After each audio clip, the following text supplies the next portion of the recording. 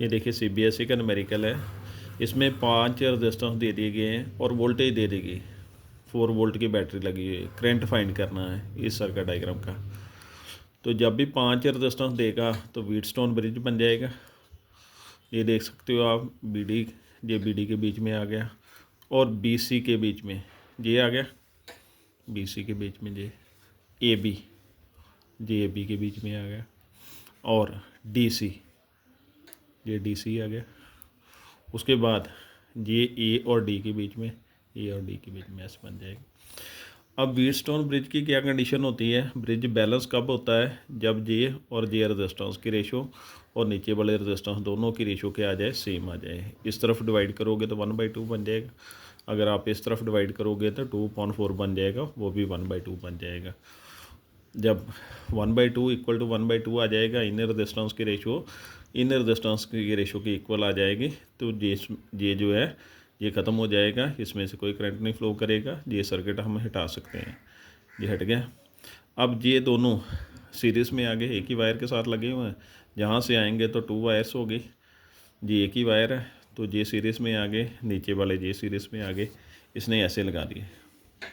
Series में find करो कि सीरीज़ में रेजिस्टेंस को सीधा प्लस कर सकते हो, 1 + 2 RS = R1 + R2 होता है। 1 + 2 क्या बन जाएगा, 3 ओम बन जाएगा।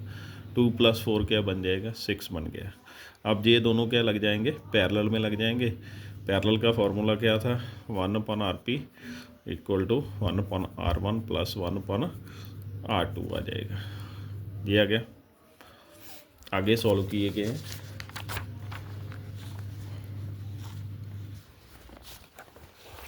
ये देखिए, इसमें पहले जो व्हीटस्टोन ब्रिज का प्रिंसिपल था वो बता दिया, जो मैंने शुरू में इक्वल किया, 1/2 = 1/2। बाद में सीरीज़ में लगा दिए गए और बाद में पैरेलल में जब लगाओगे तो इसका एलसीएम निकाल लेना।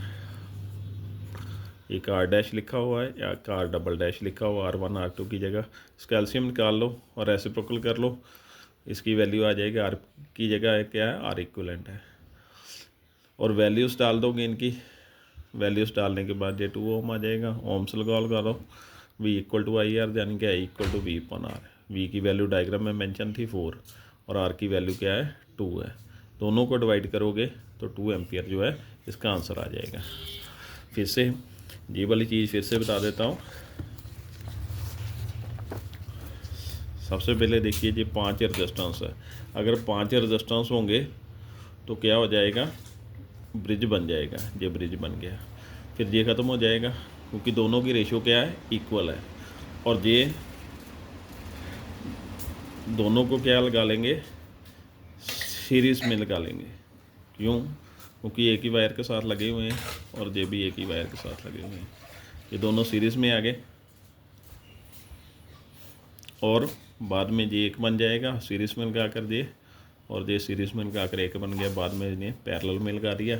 लास्ट में ओम्स लॉ का फार्मूला लगाया तो ये बन गया हमारे पास। इसका आंसर जो है वो बन जाएगा। ये था आज का न्यूमेरिकल। Thank you.